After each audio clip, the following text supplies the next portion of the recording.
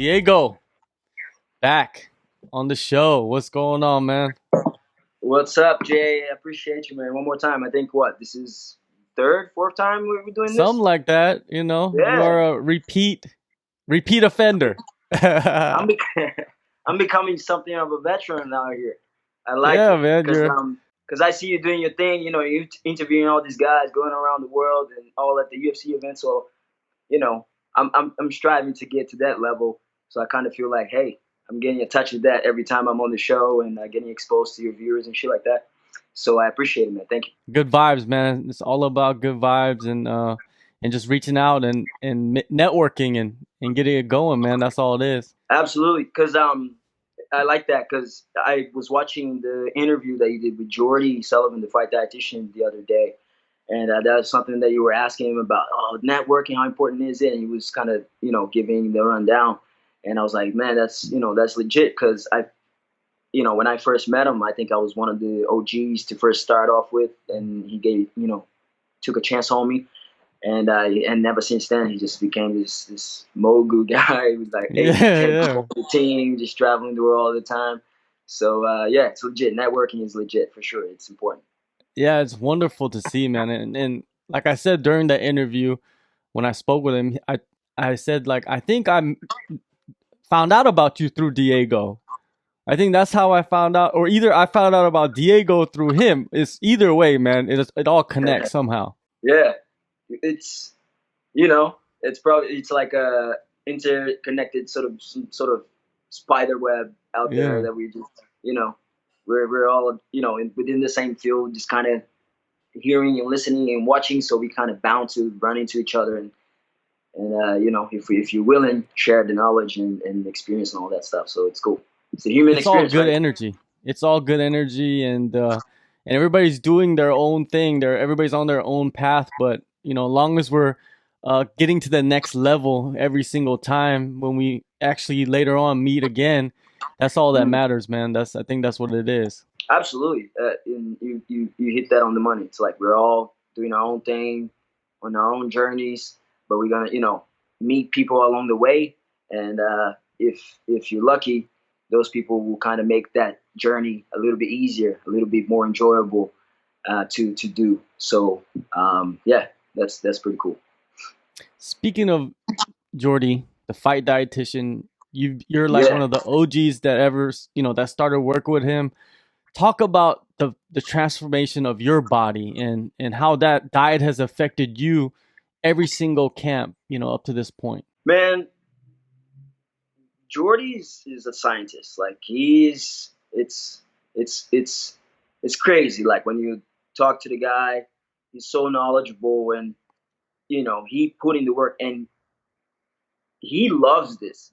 So it's amazing to deal with someone who loves the field that they're in because they're gonna put their all into it every step of the way all the time. And even though he has, crazy amounts of athletes he's got to take care of, guys running businesses, podcasts, and people left and right center. He still makes the time each day, each week when I'm in camp. It's like he hits me up every week. Hey man, how's the weight? How you doing? How you feeling? All right, cool. We're gonna step it up this week. We're gonna change it up here. We're gonna, maybe up the taking the calories, maybe lower it depending on how I'm feeling. And I think this camp right now is the fourth camp we're doing together. Him and Fight That Edition team and TikTok Nutrition. Ever since Jordy and I started working together, TikTok Nutrition came shortly after, and those guys have been certainly paramount in helping me not only step up my game and make the weight in a professional manner, but also helping me understand my own body and giving me knowledge and educating me so that Jordy's all about educating the guy so that he's not having to constantly feed you the information, constantly do it for you, but he wants to, it's like that saying, you know, teach a man how to fish, and then he's able to, to eat, for life, something like that. I probably butchered that, but anyway, you get what I'm saying. You're right. So he's all about that. He's like sharing the knowledge so that he teaches us how to handle things within this field so that we understand nutrition better, so that we feed in our bodies and we understand our bodies, what as far as what we eat, how it affects us, how we can eat to perform, how we can eat, because that's the most important thing for him. It's not about making the weight. It's not about eating to make weight. It's about eating to perform and perform at the highest level that you're capable of throughout the camp. And then the result, making weight is just kind of like the byproduct because you've done throughout the camp. You've eaten good, you've trained good, you've kind of were in contact with each other every step of the way. So he educates every athlete that he works with. For me, anyway, that's how I feel. So I gained a lot of knowledge, and I like to ask a lot of questions because I'm interested, right? Because that obviously pertains to me. It's like, well, I know the guy has the knowledge. I know he can do the stuff, but am I just going to ask him every time I need something, or am I going to look to learn so that simple things I can just kind of do on my own without having to, ask him all the time? So whenever he puts out some info regarding weight cutting or nutrition or something like that, oh, this is interesting. And I go and ask him, something that I may not understand, so that I'm like, oh, this is legit.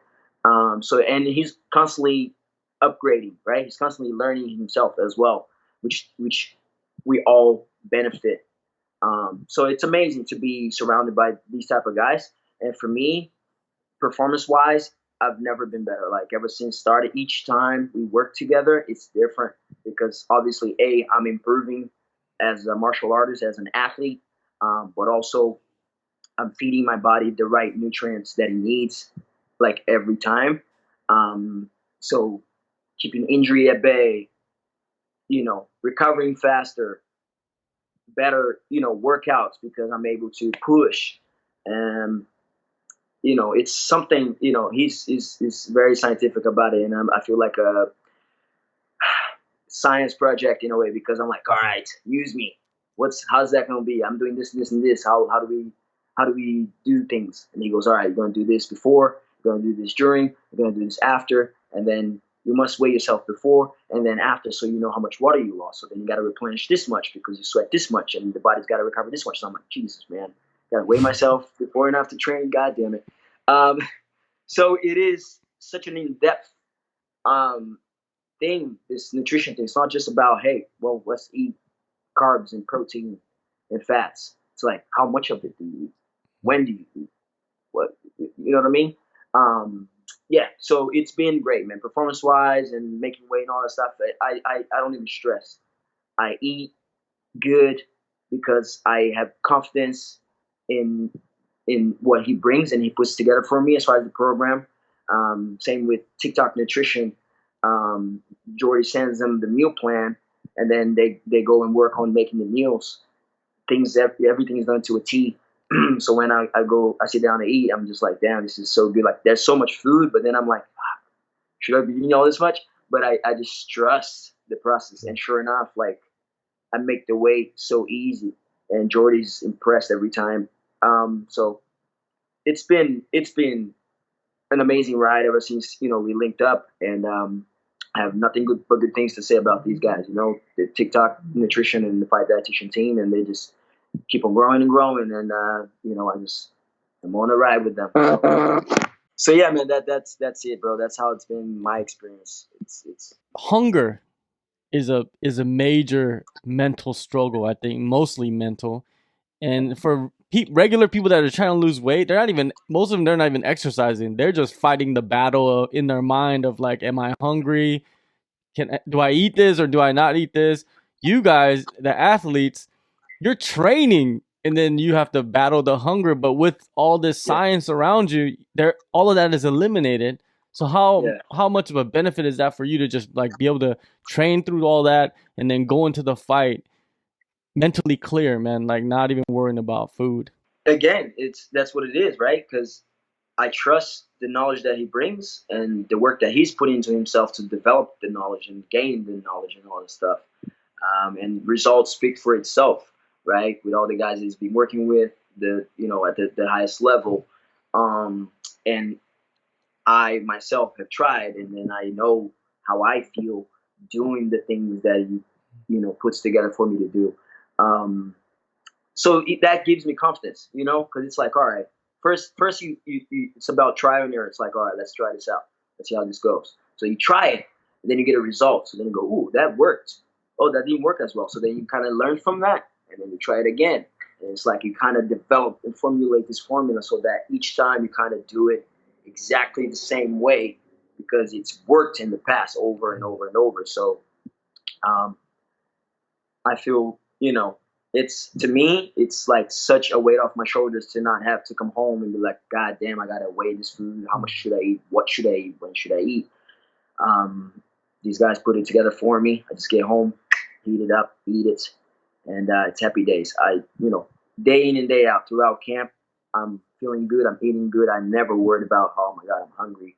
I do crave, my favorite foods. Of course, like everyone else, I'm still human. But at the end of the day, it's about the mindset and how much you want it.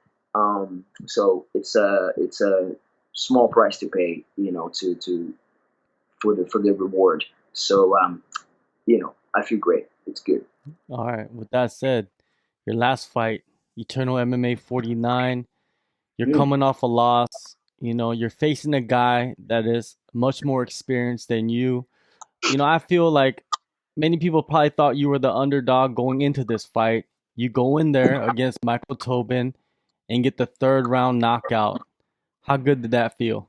It felt it felt like I expected, because we put in the work. We knew we were the better fighter. We knew we put in the work. We knew what we had to do. We knew. So everything, we worked hard and prepared like methodically.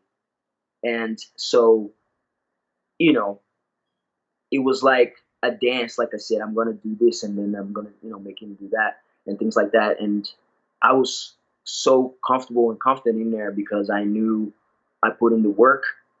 Um, and to me, what I did in there, the result that I got, to me, it felt, because I've been there before. It didn't feel unusual. It didn't feel like, oh my God, did I just do that to the guy who's arguably touted to be number one? He hadn't been beaten in the country by anyone. Had only lost overseas. He, he had 4 or 5 times the experience that I have. Um, Super, good, strong guy in his realm. But I knew, like, we prepared, we did the work, and I was confident in my skills, that I could beat this guy.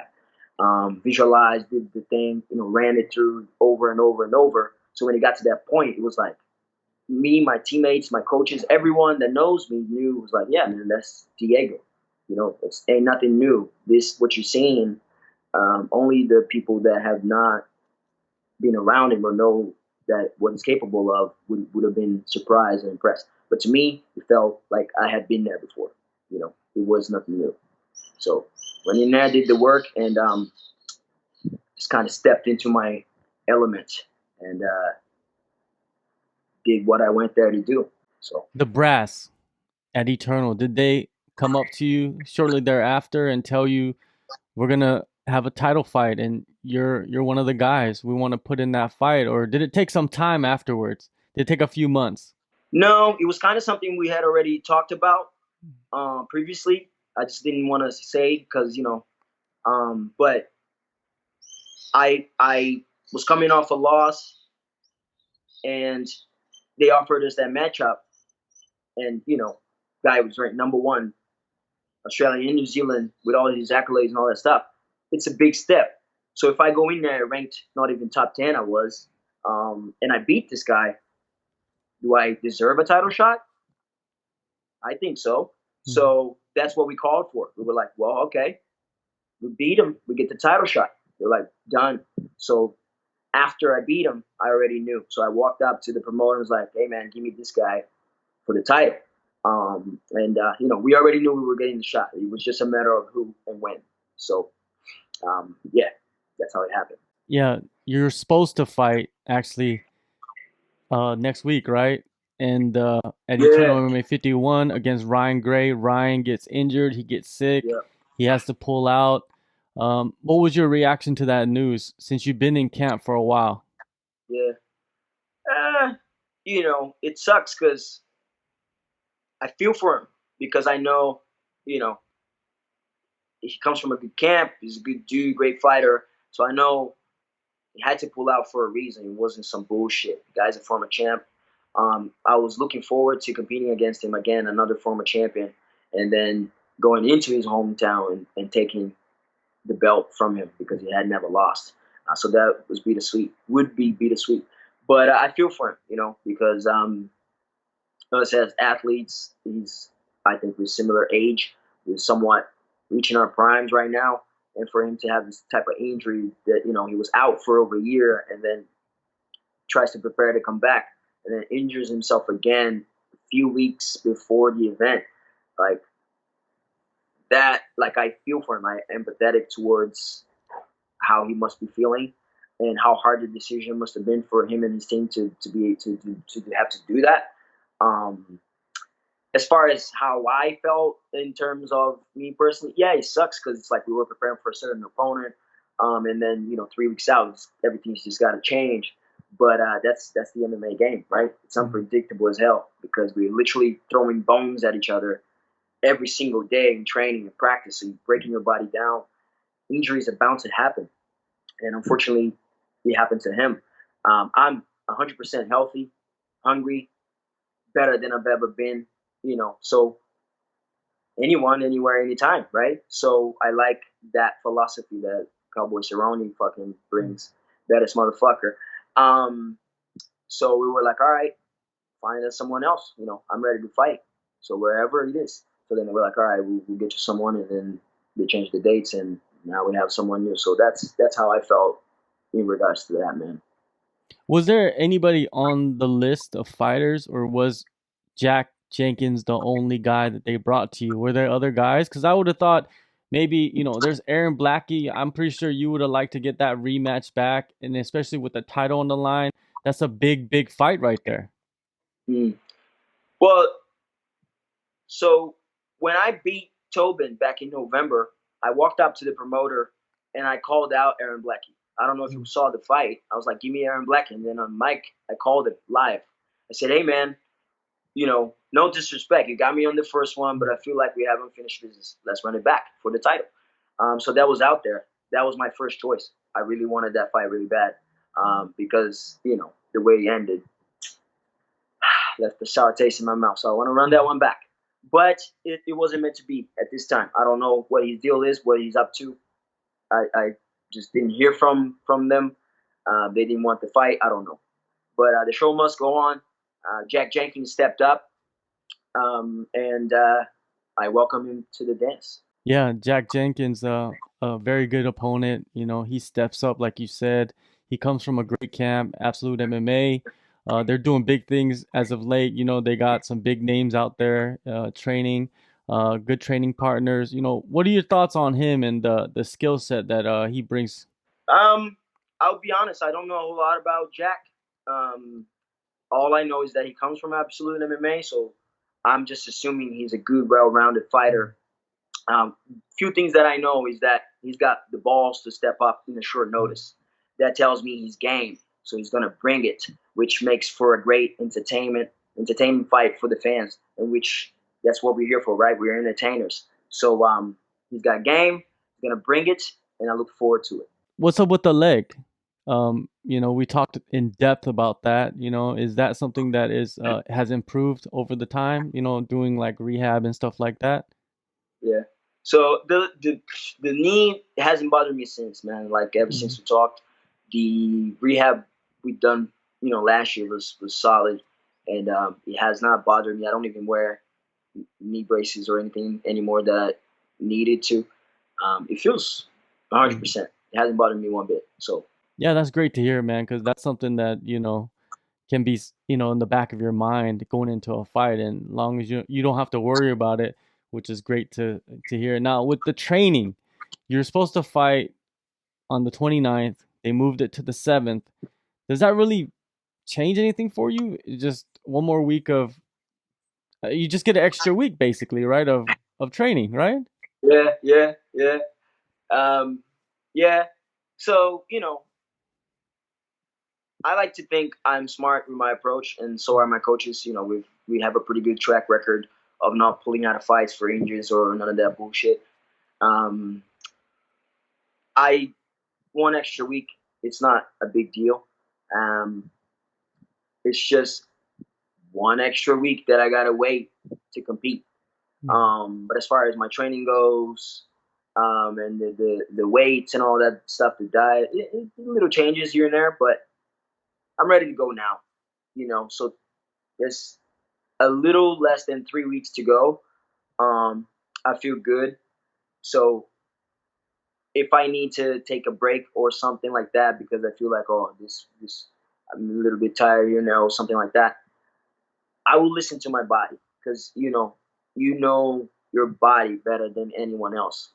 So if I feel like because of that extra week, because we've been going on training for so long, and that might affect me in a negative way, I'll just speak to my coaches, and they will assess me because they watch me throughout training and say, yeah, man, take that day off, take this session off, or something like that if needed.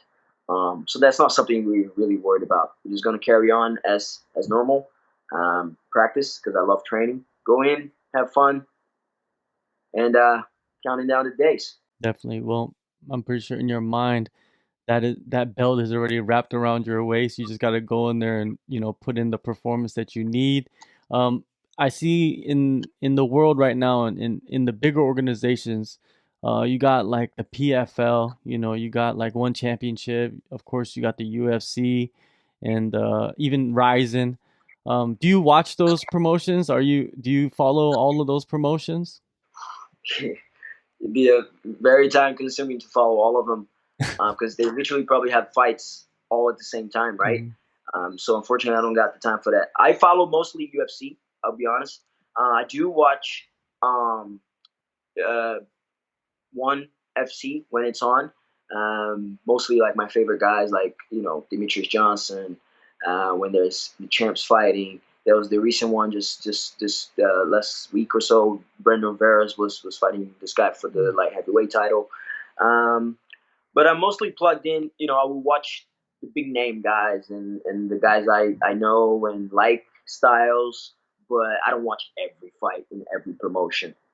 I think UFC has the biggest talent, and I've always looked up to the UFC and the fighters there, and they're highly regarded as being the MMA leader in the world.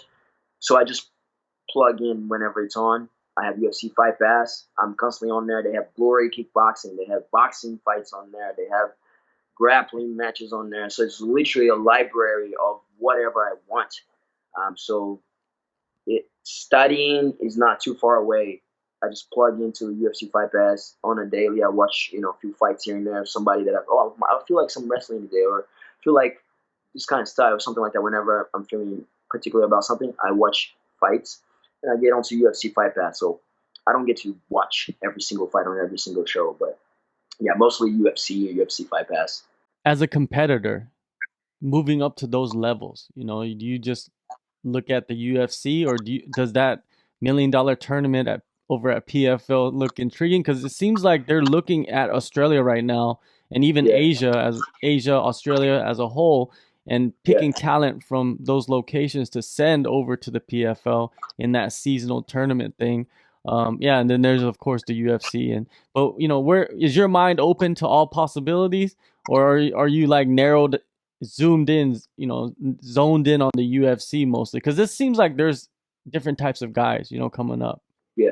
No, that's a great question because there's so much out there, right? The UFC may be regarded as the world leader, but still there are a lot of other promotions out there that are just as good and high level. We just don't hear about them as often. But recently, I have signed with 110 Athletes Management, Okay. um, and I'm open to all possibilities. If it's a good offer for us, as far as if my team, my manager determines, hey man, this looks good, let's pursue it, or we've been approached that way. So the more time goes on, the more experience I get in this game, the more connections I make. I learn more and more that it's not just about being good with your skills, right? It's about knowing the right people as well to be able to connect you to that person that's gonna then put you into the big shows. So 110 Athletes Management, I am very confident. Like they're a new company, but I'm very confident you'll be hearing from them very soon. Very experienced guy. I'm not gonna say too much. I do wish you connect with him and then bring him on to the show. His name is Dean Barnes. Shout out to Dean. The whole team currently in NZ for Fight Week for UFC Auckland. The whole team, Fight Dietitian, TikTok Nutrition, 110 Athletes Management, Combat Sports Physio. Oh, the whole team crew is there. So 110 Athletes Management, I am confident in that he's gonna be able to help me get to that next step and connect me to the right person. We have a great relationship. Jordy connected me through to him. So I trust that, and as I'm getting to know him more and more, great guy, and certainly my type of person. Our thoughts are aligned, and the vision is one. So shout out to 110 Athletes Management, and so I'm open to whatever. We're gonna win this fight, get the title, and then we got some things in the works. We're slowly gonna start making moves, right? So you just gotta stay tuned. All right. Well, March 7th, Eternal MMA 52, Gold Coast, Australia. Featherweight title up for grabs. Diego, appreciate the time, man. Always good chopping it up.